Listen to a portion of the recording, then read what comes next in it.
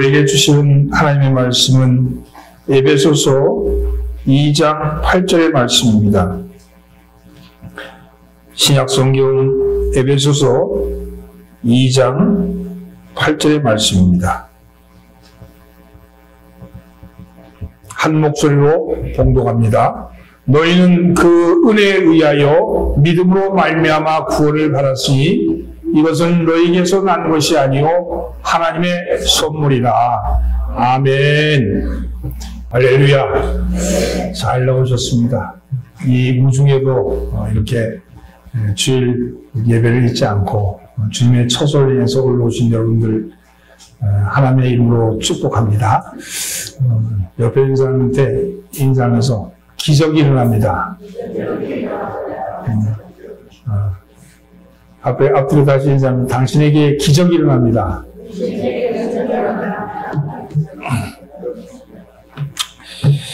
장마로 말미암아 안타까운 피해 소식들이 들려옵니다.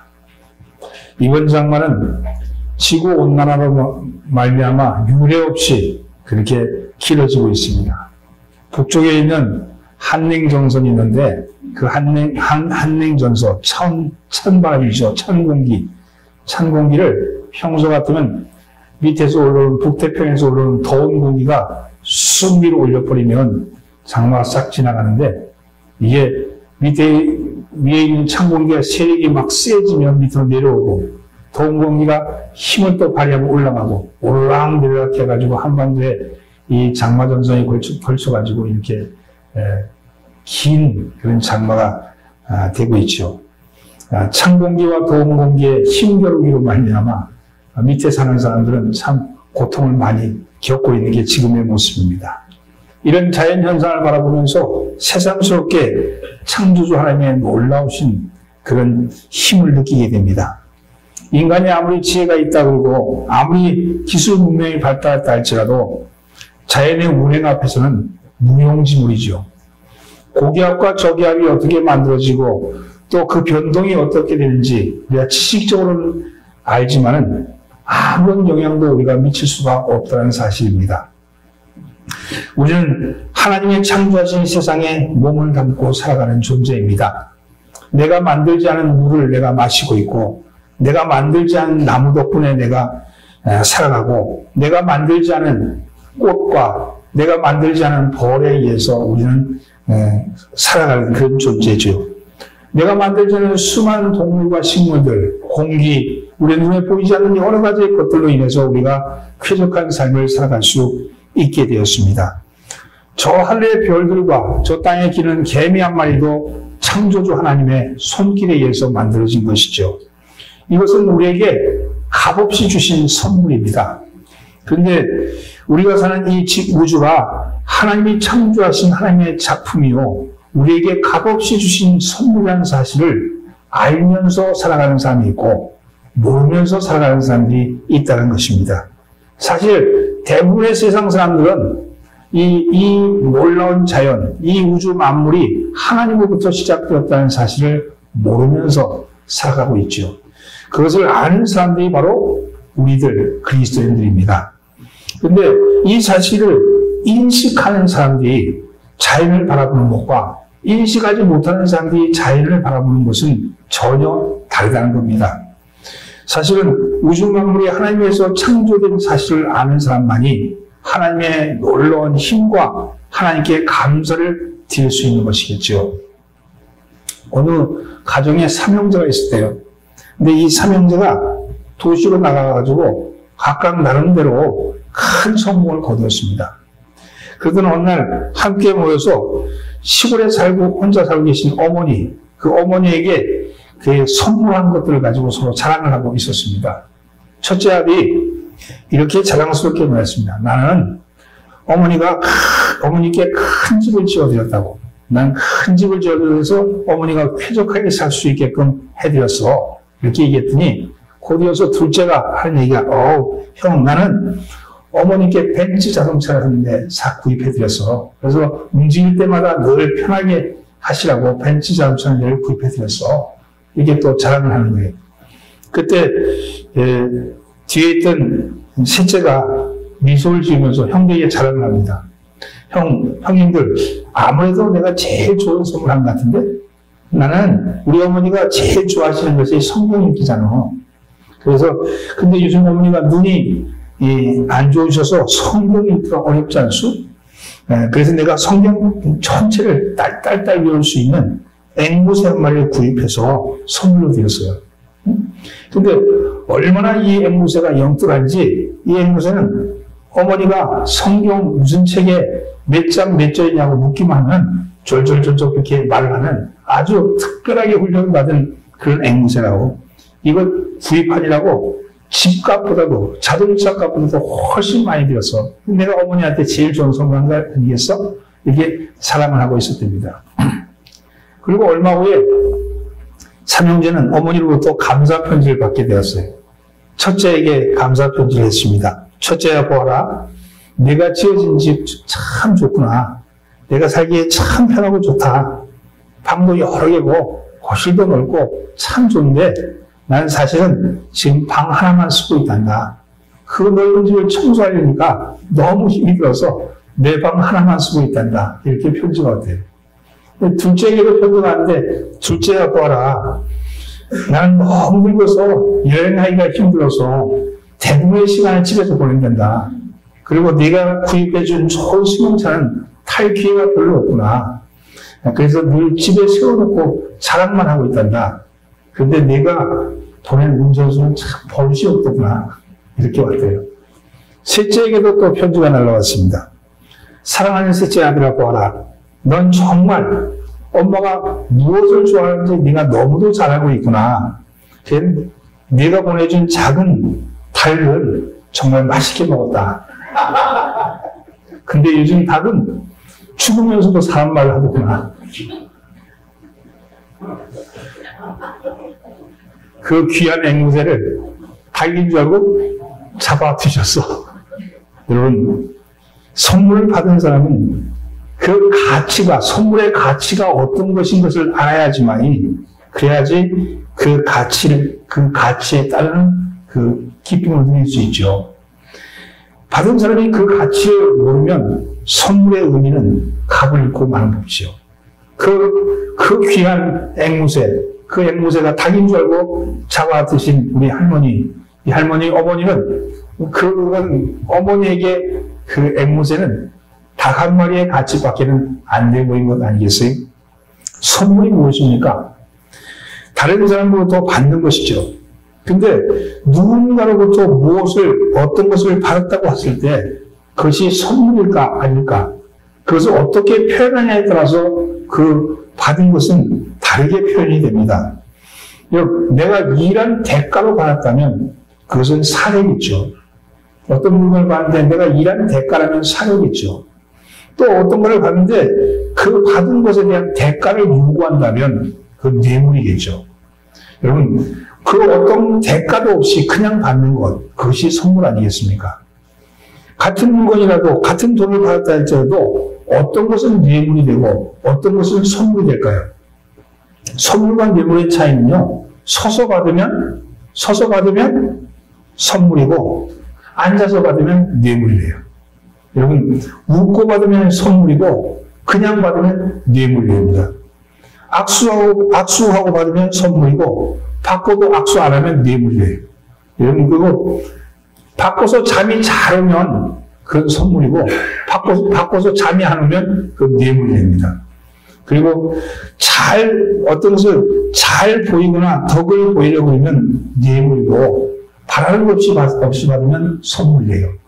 여러분, 똑같은 물건도 선물이냐 뇌물이냐의 차이는 무엇이겠습니까? 그것은 값없이 주어진다는 겁니다. 선물은 값없이 주어지는 것. 어떤 기대를 하고 있지 않았는데 갑자기 주어지는 것이 선물이죠. 하나님은 우리에게 선물을 주신 분이십니다. 오늘 본문 말씀은 그 말씀을 하고 있어요. 다시 한번 봉독해 볼까요? 너희는 그 은혜에 의하여 믿음으로 말미암아 구원을 받았으니 이것은 너에게서 난 것이 아니요 하나님의 선물이라. 보니까 이것은 하나님의 선물이다. 도대체 이것이 무엇일까? 우리에게 나는 것이 아닌데 하나님의 선물이라고 말씀하신 이 선물은 무엇일까요? 합니다. 하나님의 선물은 어떤 선물이길래 우리에게 주어진 것일까? 첫째는요, 따라서 은혜가 선물입니다. 은혜가 선물입니다. 다시 한번 은혜가 선물입니다. 은혜가 선물입니다. 너희는 그 은혜에 의하여 이렇게 했죠. 은혜가 뭡니까? 은혜를 한마디로 딱 정의하면 은혜가 뭘까요? 은혜는요, 하나님의 마음이 우리 속에 들어오는 것. 하나님의 마음이 우리 속에 들어오는 것. 그것이 은혜입니다. 여러분들이 좋은 찬송을 듣거나 아니면 감동적인 간증의 말씀을 듣거나 아니면 목사님 설교를 듣고 나서 하는 말이 은혜 받았습니다. 그렇게 얘기하잖아요. 은혜 받았습니다. 뭘 받았다고요? 은혜 받았습니다. 그 받은 은혜가 도대체 무엇일까? 그 받은 은혜는요, 하나님의 마음을 받은 거예요. 하나님의 마음이 우리 속에 들어온 거죠. 하나님의 손이 우리를 터치한 겁니다. 여러분, 그렇습니다. 하나님의 손이 우리의 영혼을 터치하면, 하나님의 마음이 우리 속에 들어오면 어떤 일이 생길까요? 여러분, 하나님의 손이 우리의 영혼을 터치하면 우리는 예수를 알게 됩니다. 이런 말씀이었죠. 천은 보이지 않는 것, 지는 보이는 것. 그래서 보이는 세상에서 보이는 것만이 전체인 줄 알고 살아갔던 우리들에게 보이지 않는 것이 우리 속에 들어오는 거잖아요. 하늘나라가 우리 속에 임하는 거잖아요. 근데 이제까지는 눈에 보이는 것이 다라고 생각했는데 하늘나라, 보이지 않는 하늘나라가 우리 속에 쑥 들어오는데 쑥 들어오니까 우리가 하늘나라가 우리 속에 침노한 거죠. 그럼 우리가 하늘나라를 알게 되는데 눈에 보이지 않는 하늘나라가 눈에 보이는 것이 뭐냐? 그게 예수 그리스도라는 거예요. 예수 그리스도를 통해서 하나님이 우리 속에 들어오신 걸 알게 되고 예수 그리스도의 말씀을 통해서 들리지 않던 하나님의 말씀이 들려지게 된다는 거예요. 그래서 하늘나라가 우리 속에 들어온 것, 그것이 은혜입니다. 은혜가 내 속에 들어오면 예수님을 알게 된다는 거예요. 예수님을 알게 되면 어떤 문제가 생길까? 예수님은 하나님의 마음이죠. 예수님이 하나님의 마음인데 그것을 우리가 알게 되면 우리는 우리 스스로가 죄인됨을 느끼게 된다는 거예요. 아, 우리가 죄인이었구나. 우리가 하나님부터 죄인이었구나 하는 것을 깨닫게 된다는 겁니다. 하나님으로부터 하나님이 우리 속에 들어올 때 우리 안에서 내가 죄인인 것을 깨닫게 되면 어떤 일이 생길까요? 회개가 이루어지는 거죠. 내가 돌아가야지. 내가 이렇게 하나님 곁에서 떠나온 내가 돌아가야지 하는 회개가 나타나게 됩니다. 하나님의 마음을 알게 되는 것이 은혜인데 그 은혜는 내가 죄인됨을 알아차리게 한다는 겁니다. 은혜 받았다고 하면서 이전보다도 내 주 예수 그리스도를 아는 지식이 자라지 못한다는 것은 잘못된 은혜고, 은혜 받았다고 하면서 이전보다 내가 죄인됨을 깨닫지 못한다면 그것은 잘못된 은혜라는 거예요. 은혜를 받으면 받을수록 내가 더욱더 예수님을 더 깊이 알게 되고, 은혜를 받으면 받을수록 내가 더 죄인임을 더 알게 되고, 은혜를 받으면 받을수록 더 내가 회개의 자리로 나가게 된다는 겁니다. 사랑하는 성도들은 우리가 아직 죄인 되었을 때 예수 그리스도께서 우리를 위하여 십자가에 죽으심으로 하나님께서 우리에 대한 자기 사랑을 확증하셨다. 이렇게 말씀하셨죠. 여러분, 하나님이 자기 사랑을 우리에게 보여주신 것이 은혜입니다. 하나님이 베푸신 사랑은 앞서 베푸신 사랑이고, 하나님이 베푸신 사랑은 무조건적인 사랑이고, 하나님이 우리에게 베푸신 사랑은 그것은 변치 않는 불변적 사랑입니다. 그래서 이런 사랑을 그걸 그대로 우리의 눈에 보이는 것으로 보여주신, 하늘나라는 보이지 않는 나라라고 했잖아요. 그 땅에 천은 보이지 않는 건데 그것이 우리 가운데 보이는 것으로 나타난 것이 예수 그리스도고, 예수 그리스도가 우리 속에 와서 살아가는 게 은혜라면, 그렇다면 그 은혜를 통해서 우리가 죄인됨을 알고 회개함을 알게 되는 것이죠. 여러분, 예전에는 예수님의 이름을 들었지만 그 예수가 무슨 예수인지, 그 예수가 나랑 무슨 상관이 있는지, 그 예수 믿는다고 따라다니는 사람들이 있는데 그 사람들이 하는 짓이 왜 저런 짓을 하는지 잘 몰랐던 우리가 하나님의 은혜가 우리에게 임하면 바로 그 예수가 나 때문이구나, 그 예수님의 십자가가 내 죄 때문이구나 하는 것을 알게 된다는 겁니다. 그래서 그것을 깨닫게 되면 내 안에 내가 하나님부터 멀리 떨어졌구나, 너무 많이 떨어졌구나 하는 것을 알아차리게 되고 그래서 하나님으로 돌아가자는 마음이 생기게 되는 거죠. 그렇습니다. 사랑하는 성도는 우리는요, 하나님의 은혜는 우리에게 값없이 주신 겁니다. 그 은혜가 내가 뭘 받아야지, 알아야지, 그래서 주신 것이 아니고 값없이 주신 겁니다. 이 은혜는요, 공부해서 배우는 것도 아니고요, 이 은혜는 수고해서, 노력해서 얻는 것도 아니고요, 이 은혜는요, 쟁취하고 싸워서 이겨서 쟁취하는 것도 아닙니다. 이 은혜는 좋은 집안에 태어나가지고 얻는 것도 아니고, 그리고 좋은 가정, 가문에 있다고 해서 알아채는 것도 아니고, 이것은 누구에게나 값없이 주신 건데, 그 값없이 주신 선물을 알아채는 것이, 그것이 바로 은혜죠. 은혜는 내 속에 들어오신 하나님의 만지심이고, 그 만지심을 내가 받아들이는 것이죠. 사랑하는 성도는, 저와 여러분은 하나님의 은혜 가운데 사는 사람들입니다. 하나님이 저와 여러분을 만지시고 저와 여러분의 영혼 속에 들어와서 하나님의 마음을 알게 하신 분입니다. 오늘 여러분, 하나님의 마음이 어떤 마음인지를 알아차리면 그럼 내가 은혜 속으로 들어가게 되고, 은혜 속으로 들어가면 들어갈수록 더 깊이 하나님 곁으로 가까이 가는 역사가 일어날 줄 믿습니다. 그러면 천국이, 하늘나라가 여러분들 속에 임하는 거예요. 하늘나라가 임한다는 것은 여러분을, 하나님께서 여러분을 지배하시는 거예요. 보이지 않는 것이 여러분을 지배하는 거예요. 여러분, 돈이 지배하는 게 아니고 사랑이 지배하고, 여러분, 다른 사람의 권력이 지배하는 게 아니고, 여러분의 믿음과 신뢰가 지배하듯이 여러분들을 하나님이 지배하는 역사가 나타날 줄 믿습니다. 하나님의 은혜가 여러분에게 있기를 예수님으로 축원합니다. 나는 은혜 가운데 사는 사람입니다. 두 번째는요, 따라서 믿음이 선물입니다. 오늘 본문 말씀에 은혜로 의하여 그 믿음으로 말미암아, 은혜로 의하여 믿음으로 말미암아, 이렇게 말씀하잖아요. 믿는다는 건 뭘 믿는다는 걸까요? 믿는다는 건 뭘 믿는다는 걸까요? 여러분, 어느 자녀가 와가지고, 내 딸이 와가지고 나는 아버지를 믿어요, 이렇게 얘기했다고 칩시다. 그러면 그렇게 말할 때 그 자녀가 아버지의 무엇을 믿는다는 것일까요? 아버지가 내 아버지라는 사실, 내 아버지라는 존재, 그 존재를 믿는 걸까요? 아니면 아버지가 나를 도와주실 것이다 하는 것을 믿는 걸까요? 아니면 아버지가 나를 믿고 있다는 것을 믿는 걸까요?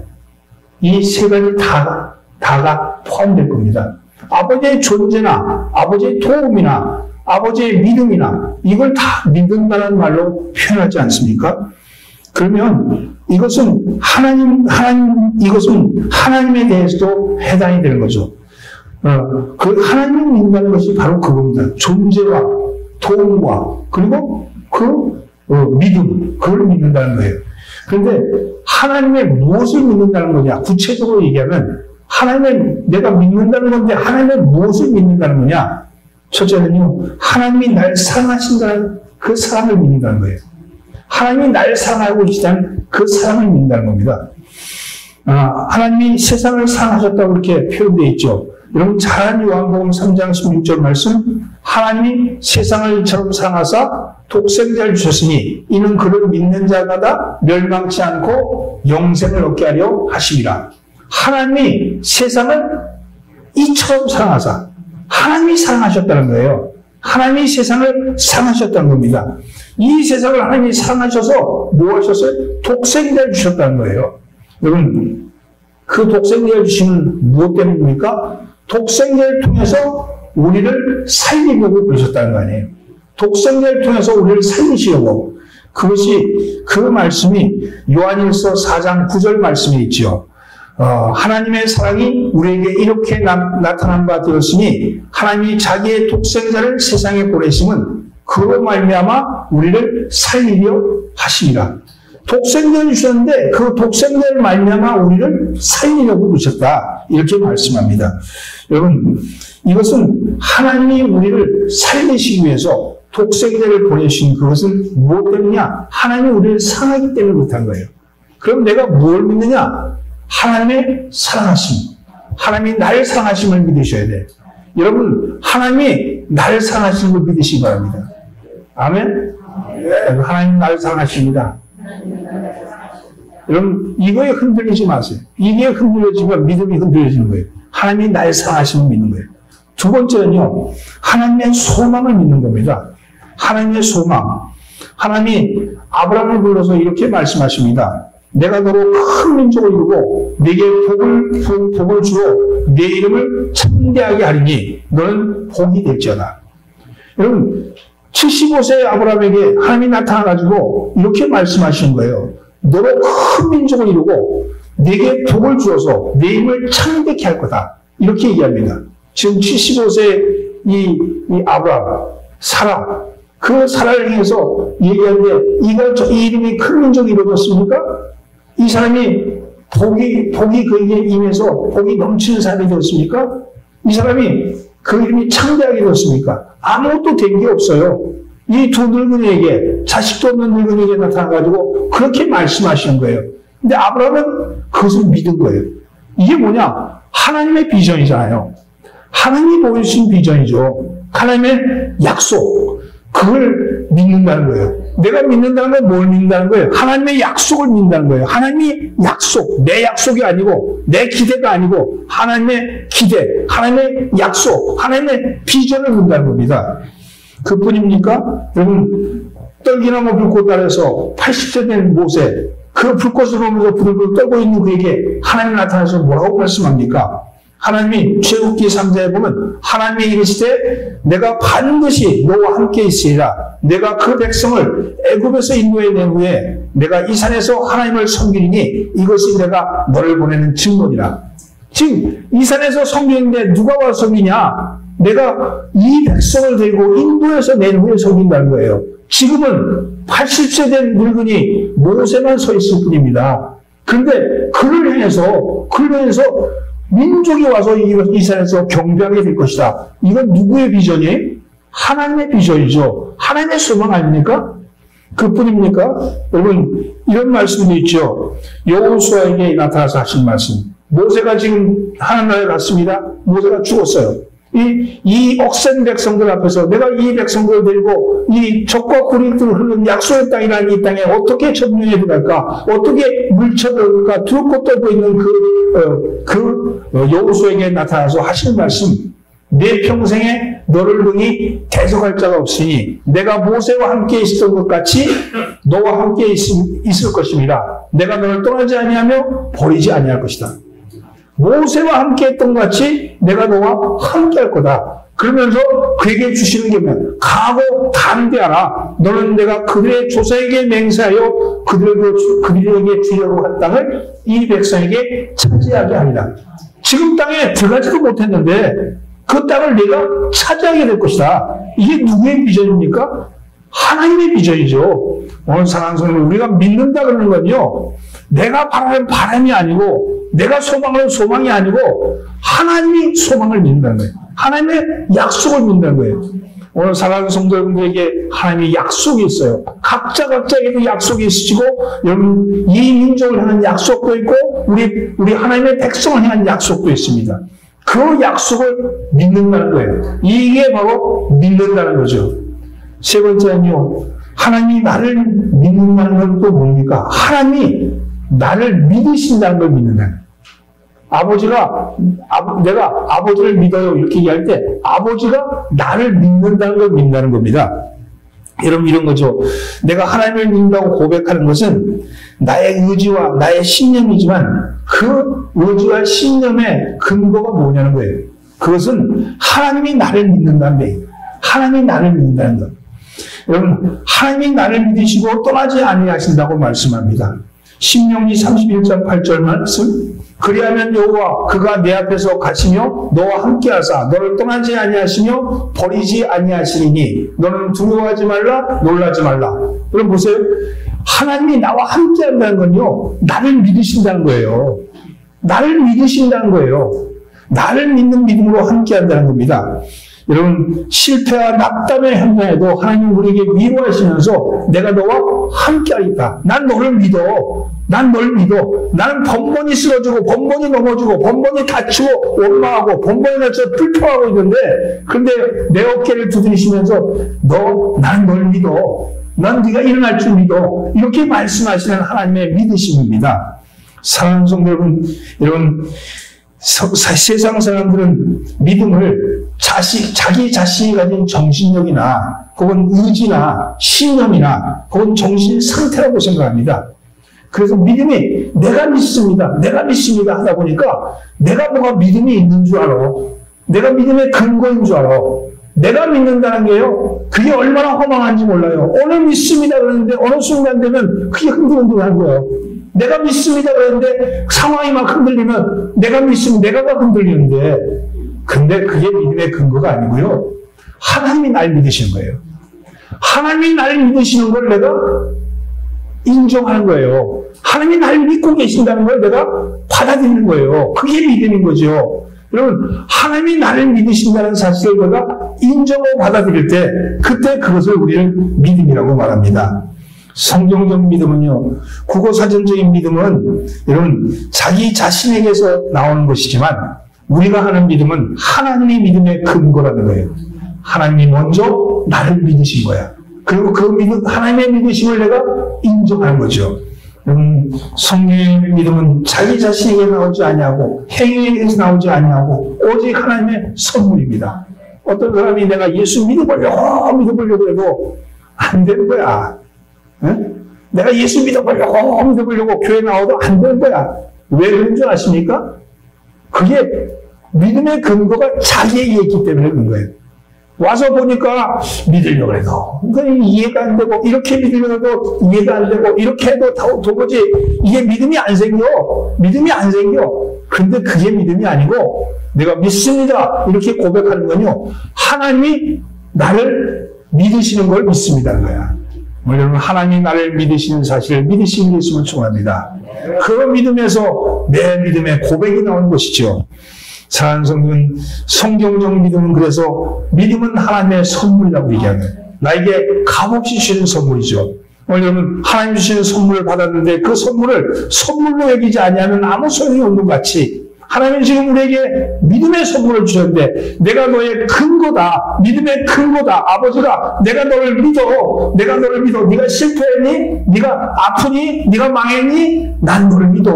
네가 일어날 줄 믿고, 네가 잘 될 줄 믿고, 네가 복의 근원이 될 줄 믿어. 이렇게 말씀하실 때, 아멘, 제가 아버지의 믿음을 제가 믿습니다. 아버지가 저를 믿는 그 믿음을 믿습니다라고 고백할 때 그 믿음이 성립되는 것이죠. 사랑하는 성도는, 여러분, 그 믿음이 여러분의 믿음이 되기를 예수로 축원합니다. 나는 하나님이 나를 믿는 것을 믿습니다. 세 번째는요, 구원의 선물입니다. 구원을 받았으니 이는 너희에게서 난 것이 아니요 하나님의 선물이다. 여러분, 구원은 하나님의 선물입니다. 구원이 뭐냐? 우리말 국어사전에 보면 두 가지로 나타나 있습니다. 구원이란, 첫째, 위험이나 곤란에 빠져 있는 사람을 구해주는 것. 둘째, 기독교에서 인류를 죄악과 고통과 죽음에서 건져내는 일. 이렇게 적혀 있어요. 이 중에 우리가 구원이라고 말하는 것은 두 번째죠. 여러분, 기독교에서 구원은 죄와 죽음과 고통에서 건져내는 겁니다. 로마서 6장 23절 말씀, 여러분 잘 아는 말씀이죠. 주의 싹은 사망이요 하나님의 선물은 그리스도 예수 우리 주 안에 있는 영생이니라. 이렇게 말씀하잖아요. 여기 이 말씀처럼 구원이란 노력이나 선행을 통해서 이루어지는 것이 아니고, 예수를 믿는 믿음으로 주어지는 하나님의 선물로서 이 구원은 영생을 누리는 것이 구원이라고 얘기합니다. 영생을 누리는 것. 이 죄와 사망에서 건져내는 것이 구원인데, 여러분, 죄와 사망에서 우리를 건져내는 것이 구원인데, 죄에 대해서 알 필요가 있어요. 죄가 뭐냐? 죄란 뭐냐? 죄는 하나님과의 관계가 끊어진 게 죄입니다. 하나님과의 관계가 끊어진 게 죄예요. 우리 선악과를 따먹어서 죄를 졌다 이렇게 간단하게 표현하지만, 사실은 하나님과 나 사이의 관계가 끊어진 거예요. 그러니까 이 세상은 눈에 보이는 것과 눈에 보이지 않는 세상이 창조되었는데, 눈에 보이는 것만 있는 거예요. 눈에 보이지 않는 것은 안 보이는 거죠. 인정하지 않는 거죠. 여러분, 그래서 하나님과의 관계가 끊어지는 것이고, 하나님의 자리에서 세상의 자리로 내려오는 것이 죄입니다. 여러분, 하나님 중심에서 자기 중심이 되어버린 것이 죄입니다. 근데 이걸 쉬운 말로 제가 비유로 설명하면 이러면 마치 나무가지가 있는데 뿔에서 잘려졌어. 뿔에 잘라가지고 나뭇가지를 땅에다 심어놨어요. 그럼 겉으로 볼 때는 뿌리가 있는 나뭇가지나 뿌리가 없는 나뭇가지나 볼 때는 똑같죠. 근데 시간이 지나면 어떻게 될까요? 뿌리가 있는 나뭇가지는 점점 성장하잖아요. 뿌리가 없는 나뭇가지는 말라 죽게 되는 거죠. 마치 우리가 하나님과의 관계가 끊어진 것은 뿌리에서 가지가 끊어진 것처럼 잘려졌다는 것이에요. 여러분, 뿌리가 있는 나무는 시간이 지남에 따라 성장하지만 뿌리가 없는 나무는 시간이 지남에 따라서 말라 죽게 돼요. 사망이 된다는 거예요. 뿌리가 있는 나무가지는 영양분을 뿌리가 공급하지만 뿌리가 없는 나무가지는 스스로가 공급을 해야 돼요. 그죠? 여러분, 뿌리가 있는 나무가지의 중심은 뿌리죠, 뿌리. 뿌리가 없는 나무가지는 그 중심이 자기가 중심이 되는 거예요. 그래서 죄는요, 뿌리와 가지가 단절된 것을 얘기합니다. 뿌리는 마치 하나님이고 가지는 우리듯이 우리가 하나님께 붙어있지 않으면 시간이 지남에 따라서 우리는 말라비틀어 사망을 향해 달려간다는 거예요. 뿌리가 붙어있으면 그러면 우리가 시간이 지나면 지날수록 성장한다는 것이죠. 구원은요, 바로 이 뿌리가 분리된 잘라진 그 나무 가지를 뿌리에 접붙이는 것 같아요. 뿌리에 접붙이는 거 알죠? 접붙이는 거. 그와 같은 것이라고 말씀합니다. 이 말씀이 제가 한 말씀이 아니고 로마서 11장 17절로 18절에 이 말씀이 있죠. 제가 공독합니다. 또한 가지 얼마가 꺾였는데 돌감나무 나무인 내가 그들 중에 접붙임이 되어 참감나무 뿌리에 진액을 함께 받은 자가 되었은지 그 가지들을 향하여 자랑하지 말라. 자랑할지라도 내가 뿌리를 보존하는 것이 아니요 뿌리가 너를 보존하는 것이니라. 우리가 이런 거 말씀이죠. 이 말씀이라면 그 가지를 향해서 자랑하지 말라. 내가 뿌리를 보존하는 것이 아니고 뿌리가 너를 보존하는 거다. 그 잘린 가지를 지금 접붙이는 거예요. 왜냐하면 구원은 꺾인 나무가지가 뿌리이신 하나님께 접붙인다는 것이다. 여러분, 그래서 생명에서 사망으로 옮겨진 거죠. 말라 비틀어지는 가지가 이제는 그 뿌리로부터 영양분을 공급한다는 겁니다. 더 이상 가지 스스로가 영양분을 공급하기 위해서 애를 쓸 필요가 없다는 거예요. 그래서 뿌리이신 하나님만을 의지하면 됩니다. 여러분, 더 이상 스스로 꽃을 피우거나 스스로 열매 맺으려고 애를 쓸 필요가 없다는 겁니다. 뿌리에게 맡기면 가지는 스스로 꽃도 피고 열매도 맺는 거죠. 이런 거예요. 가지는요, 잘린 가지는 스스로가 노력하면요, 꽃은 피울 수 있어. 그죠? 꼿꼿한 거 가지가 꽃을 스스로 피울 수는 있어. 그러나 열매는 맺지 못하는 거예요. 우리 인생도 그와 같은 거예요. 우리 인생도 하나님으로부터 잘린 인생이 스스로가 노력해서 자기 영광이라고 얘기하는 꽃은 피울 수 있지만 그로부터 열매는 나오지 않는 거죠. 여러분, 열매는요, 뿌리가 다 있어야 열매가 나오는 거예요. 그래서 우리는 뿌리인 그 하나님께 맡기면 열매를 맺을 수 있는 겁니다. 그럼 젖 붙일 수 있는 능력은 누구에게 있습니까? 가지 스스로가 젖을 붙일 수 있습니까? 가지 스스로가 내가서 뿌리 나한테 좀 이렇게 끼워넣게 해줘, 젖 붙이게 해줘, 그럴 수 있습니까? 그럴 수 없습니다. 젖 붙이는 능력은 누구에게 있냐? 오직 하나님께 있는 것이죠. 여러분, 그래서 로마서 11장 23절 말씀, 그들도 믿지 아니하는데 머무르지 아니하면 젖붙임을 받으리니 이는 그들 젖붙일 능력이 누구에게? 하나님께 있습니다. 그렇게 써 있잖아요. 여러분, 그들도 믿지 아니하는데 머물지 아니하면 젖붙임을 받으리니 이는 그들을 젖붙일 능력이 하나님께 있습니다. 하나님께서 우리를 젖붙여 주신다는 거예요. 그래서 사랑하는 성도님, 우리에게 놀라운 이 선물을 주신 겁니다. 하나님께서 우리를 젖붙여 주신 거예요. 하나님이 우리를 잘려서 도무지 잘려버린 가지처럼 밖에 버려져서 말라 비틀어져서 죽을 수밖에 없는데 우리를 하나님이 젖붙여 주심으로 이제는 우리의 힘으로 하는 것이 아니라 뿌리로부터 나오는 능력, 뿌리로부터 영양을 공급받고 시간이 되면 꽃도 피고 시간이 되면 열매를 맺는다는 겁니다. 그것이 구원이라는 거예요.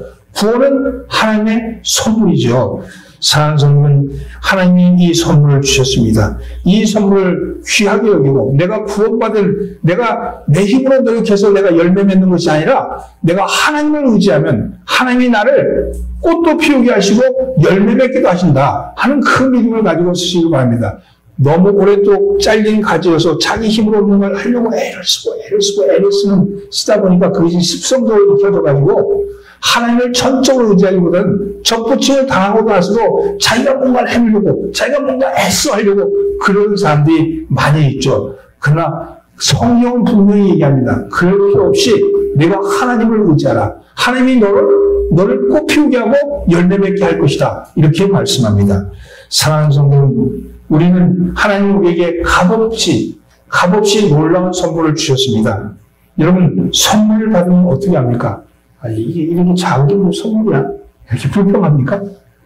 이따 쓸데없는 쓰레기처럼 싸버려야 돼. 이렇게 얘기하십니까? 이런 거 이제 사은품 받으면 이렇게 보면 사은품 받잖아요. 사은품 받으면 쓸모없는 거 많아. 받을 땐 좋은 것 같은데 갖고 와보면 쓸데가 별로 없어. 쓸데있는 게 뭐예요? 수건, 우산, 이 두 개밖에 없는 것 같아. 내가 보니까 꼭 자기에게 필요한 것, 그게 사은품이라는 게, 근데 실제로 그거 하나하나는 귀한 건데, 거기에 뭐라고 붙어 있으면, 이 티셔츠 이런 것도 있잖아요. 뭐 이렇게 여기 붙이는 거 있잖아요. 여기 어디 여름 성경 앞에 이렇게 찍어 놓은 거 있잖아요. 그러면 다시 안 입어. 그렇죠. 근데 귀한 거라도 그래. 근데 있잖아요. 그게 뭐냐면, 내게 쓸모 있는 것이 좋은 선물이잖아요. 근데 좋은 것을 주더라도 그것을 쓸모없이 여기면 아무 의미 없는 거죠. 아무리 값없이 쓰더라도 자기에게 쓸모없다고 느끼면 아무 의미가 없잖아요. 하나님은 우리에게 값비싼 선물 주셨는데 어떤 사람에게는 그것이 쓸모없다고 생각하고 아무렇지도 않게 여기면서 버림받는다는 겁니다. 그러나 그 가치를 아는 사람에게는 그게 귀하고 복된 가치겠죠. 그 할머니가 닭을 잡아먹고, 닭을 잡아먹고, 달고새끼를 잡아먹고, 그걸 가지고 자식에게 고마워, 좋은 닭 줘서, 이렇게 얘기했는데, 그 엄마는 그 행복한지 몰라도, 그 엄마는 그 앵무새의 가치가 얼마나 귀한 건지 모르는 거잖아요. 여러분, 하나님이 우리에게 주신 이 은혜의 가치, 믿음의 가치, 그리고 구원의 가치, 이것을 모르면 그냥 다니면서 습관적으로 믿음, 은혜, 그리고 구원 이런 얘기 하지만 사실 이 하나하나가 너무너무도 귀하고 가치 있는 일이죠. 이거 선물을 받으면 그 선물을 누려야 되잖아요. 선물 누리셔야 되잖아요. 내가 선물 써야 되잖아요. 위에다는 뭐 장식할 것이 아니고 써야 될 거 아닙니까? 그 귀한 것을 어떻게 쓰느냐가 굉장히 중요하죠. 여러분 그렇습니다. 오늘 우리가 이 선물을 받았어요. 여러분 우리에게 은혜의 선물을 주셨고 은혜는 하나님이 우리 속에서 만지시라고 했잖아요. 내가 하나님께로 돌아가야지. 돌아감이라고 했잖아요. 그리고 믿음의 선물을 받았잖아요. 하나님이 나를 믿으시는 걸 내가 믿어. 하나님 나를 믿으시는 것, 하나님 나를 사랑하시는 것, 하나님 나에게 비전을 가신 것, 하나님 나를 믿고 있는 걸 믿어. 이렇게 얘기하죠. 그리고 구원의 놀라운 역사, 내가 이제는 내 힘으로가 아니고 하나님이 나를 이끌어 가시는 거야 하고 그거를 받은 거 아닙니까? 그러면 우리의 삶 속에서 어떻게 행이 되게 될까요? 여러분 그렇습니다. 여러분이 하는 게 없어요. 여러분이 생명을 연장시킬 수도 없고 내가 키를 한 자 키울 수도 없고 아무것도 할 수 있는 게 없어요. 근데 걱정 근심이 많어. 이 병 어떡할까? 내가 이렇게 하면 어떡할까? 이 사업 어떡할까? 여러분 다 맡기세요. 하나님께 맡기시기 바랍니다. 아멘이 안 돼. 하나님께 맡기시기 바랍니다. 아멘? 여러분 하나님께 맡기세요. 하나님이 행하십니다. 하나님이 나를 버리지 아니하시고 두려워하지 말라, 염려하지 말라. 내가 너와 함께하겠다. 내가 무엇을 하든지, 내가 어느 곳을 가든지 내가 너와 함께하겠다. 이렇게 말씀하시면서 우리와 함께하신다고 그러시잖아요. 그것을 받아들이세요. 그것을 받아들이고 하나님이 행하시는 그 일에 내가 갈 수 있게 하시고 하나님이 움직이는 곳에 내가 움직일 수 있게 하시고 가만히 앉아있어야 얘기가 아니라 내가 하고 있는 일에 두려움과 염려하지 마시고 하나님께서 함께 하신 것을 믿고 담대함으로 행하시기 바랍니다. 그래야면 하나님이 책임지신다니까요. 여러분 왜 두려워하십니까? 왜 무서워하십니까? 하나님이 함께 하신다는데 그게 믿음이라는데, 근데 오늘 우리의 믿음이 우리 인본주의적인 생각, 내가 믿는다는 생각에 너무 빠져 있어서 때때로 그렇지 않냐고 내가 뭔가를 해야 된다고 생각하는 것에 너무 빠져 있지 않냐는 생각이 듭니다. 오늘 여러분 하나님 주신 선물을 받으시고 오늘 하루 살아가면서 하나님의 선물에 기쁨을 누리시기를 바랍니다. 이 한 주간 여러분 이 세 가지 명제를 기억하십시오. 은혜, 믿음, 구원, 이 세 가지 명제를 기억하시고 오늘도 여러분의 삶을 하나님 중심의 삶으로 이끌어가기를 주님으로 축원합니다. 기도합니다. 우리에게 놀라운 선물을 주신 하나님, 세상 사람들은 하나님 주신 선물을 값없이 하찮게 취급하지만 우리는 하나님이 주신 선물이 얼마나 놀라운 것인지를 알았습니다. 하나님의 독생자를 십자가에 피 흘려 피값으로 주신 선물을 다시 한번 상기하게 하시오니 감사를 드립니다. 하나님의 마음을 알게 하신 은혜의 선물, 하나님 아버지가 타락으로 말미암아 도무지 아버지의 마음을 알지 못하고 날마다 좌충우돌며 살아감에도 여전히 우리를 믿으시는 그 믿음의 선물, 그리고 죽음의 자리에서 생명의 자리로 옮겨 놓으시는 그 구원의 선물, 이 선물을 통해서 우리가 죽을 자리에서 살 자리로 나왔사오니 저희로 더 이상 세상에 대하여 두려워하지 않게 하여 주옵소서. 질병으로 말미암아 아파하지 않게 하여 주옵소서. 하나님 낙심하지 않게 하여 주옵소서. 주님이 믿어주시는 그 담대한 믿음으로 세상의 유혹과 싸워 승리하게 하여 주옵소서. 이 한 주간 부정적이고 비관적이며 우울한 삶을 살기보다는 긍정적이고 낙관적이며 밝은 생명이 있는 삶을 살아가게 하여 주옵소서. 우리를 원하신 예수 그리스도 받들어 기도합나이다. 아멘.